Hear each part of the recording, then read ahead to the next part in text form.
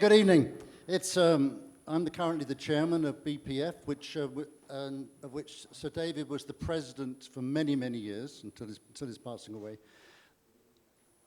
Sir David really was the driving force behind the BPF, which is a think tank only dealing with Hong Kong issues, looking at Hong Kong political issues. And he was always so interested. It amazed me that even in his final years, when most people were sort of relaxed, they don't think much, he was still desperately worried about Hong Kong. He cared so much about what happened in Hong Kong. He was so sad in these final months when all the troubles were happening in Hong Kong. But one of the things I like to say, in BPF, we do a lot of things that attacks the status quo in Hong Kong. We talk a lot about inequality and how the huge inequalities in Hong Kong cause a lot of the problems in the city. We talk about the absurd high levels of poverty in a rich city, and that sort of thing. And he was always desperately interested in those things. Despite he's been in the establishment for many, many years, he's always looking for solutions, he's always looking for change, and he was a visionary to the very end of his days. A wonderful man. Thank you. May we now invite Mr. Nick Cotton from Outward Bound. Hi, good evening. Thanks for having me. I'm Nick Cotton, the Executive Director of Outward Bound. And there are three things really that Sir David, many things that he left, but three things that really stand out. The first one, it was his vision. So when he started Outward Bound in 1970, the intention was to, when the new housing was being built, was to provide a connection with the outdoors for Hong Kong's young people. And he didn't just see in his role as a politician to solve one problem, he was thinking about what problem would come after the problem that he was solving, because he was always thinking ahead into the future. Second thing was his personality and his personable nature. So along here, there's some friends of mine from the Outward Bound Alumni Association, and I would regularly go along to the AGM, and so David, even in his later years, would attend because they were his friends. He would come to our strategic planning sessions because he wanted to meet the people that were now involved with Outward Bound. And for him, it was about personal connection. And the last thing was his energy. And I think everybody in this room who knew Sir David will respect the fact that even in his later years, that guy never stopped. So we would try and meet with him. Oh, I can't, I'm busy, I'm doing this, I'm doing that. And that was when he was getting on. And the last thing that he said to me, or one of the last things that he said to me was, Nick, when we started Outward Bound, there were 3.5 million people in Hong Kong. There's now 7 million. We need to start another Outward Bound. And I haven't got the energy for that, but he did.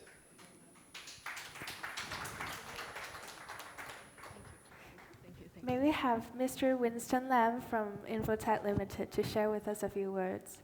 Hi, everyone. I'm the current chairman of Infotech.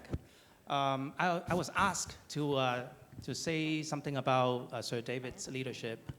As a big fan and a follower of Sir David, I do have something to share. As you know, Greg Lee was the founding chairman, and then I succeed him. But in every board meeting we had when Sir David was attending, he immediately assumed the role of the chairman. Somehow, this is very magical, and Greg can add to it. And that's leadership, I tell you, that's leadership. We were like suddenly reporting to him, like, okay, he would start asking questions. And when he asked questions, he would get to the bottom of it, okay? You cannot BS him, okay? You can say, you know what, no. He was very, very, very sharp, okay? And he would ask questions after questions, wanting the answer until he was satisfied. So that was something that struck me a lot. So I hope you enjoyed that episode. And thank you very much. We all loved him and we missed him a lot. Thank you. May we now invite Mr. Vincent Low from BPF. Thank you. Well, I have to say, like all young people in Hong Kong, I benefited from Sir David's care and teaching. I remember, in the early 80s, he was inviting young people to his home at night to meet and discuss about Hong Kong issues and the future of Hong Kong. And when we started the basic law consultation, he would be very generous with his time in helping us to try and come up with a governance system for Hong Kong. And I have to say, after he retired from government, he started to work closely with the BPF, which Greg and Victor has talked about.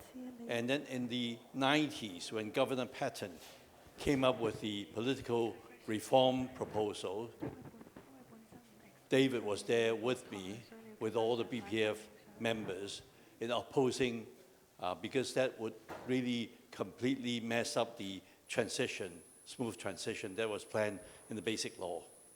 And he told me, he said, somebody threatened him, saying that if he continued to oppose the British government, they would take away his pension. But he never stepped back. He was there with us all the way, and he worked his whole life for Hong Kong. May we now invite Dr. Peter Pang from Beam International Foundation Limited. Good evening, everyone. I'm Dr. Peter Pang, the chairman of the Beam International Foundation. It is an organization providing free cleft lip and palate surgery to the poor in China. Sir David, no doubt, is a great leader in many aspects. In fact, it is my privilege to follow him and witness in firsthand how he helped the poor kids in China. Having the encounter experience to work with the China officials, he helped us to bring in a charity business in China for the past 30 years. This is my honor to witness the diplomacy and sensitivity he worked with people, and also his plans and plots in building a sustainable and agile team. And I learned a lot in the board meeting. In fact, there's a lot happens before a board meeting before it's held. His perspective in the issues always go outside the box. He is very creative and most of the time accurate, actually. And this is a great opportunity here to sum up a lot of our experience and encounter with Sir David, so we can learn from our great teachers. Thank you. And lastly, we will have Professor Joseph Sung for Wu Zhiqiao Charitable Foundation. Hi, good afternoon, ladies and gentlemen. I'd like to echo what Vincent said. As a young man, grow up from Hong Kong, we are hugely benefit from Sir David's work. There are 3 points that I want to emphasize. I always tell the younger people that without him, there will be no Sha Tin, no Tai Po, no Xiangshui, because all this territory were developed in his master plan, and he has a very long vision about development of Hong Kong. So my whole career is actually in Sha Tin. I work in the Prince of Wales Hospital and then in the Chinese University. So I'm hugely benefit from his vision and his work. Secondly, as a past Vice Chancellor of the university, I realized that Sir David actually took 4 students every Saturday to his home for a cup of Chinese tea, and he gave them English newspaper to discuss politics, philosophy, history, anything in English. And along the years, he has accumulated so many mentees that now it becomes one of the biggest group of CUHK alumni.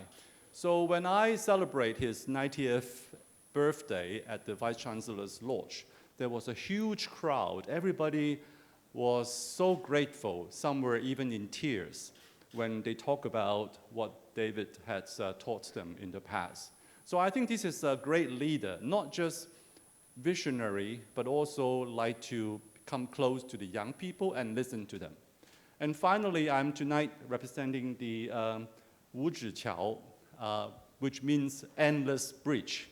And I was given the opportunity to serve in this foundation because Sir David established this incredible charitable organization some almost 20 years ago building bridges not just across the river, but building bridges between human beings.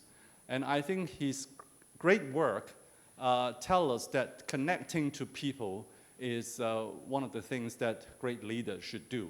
And we are now continuing his work in all the villages in China, hoping that we'll bring more Hong Kong youngsters to know about China and to be mingled with our colleagues and other students in mainland China.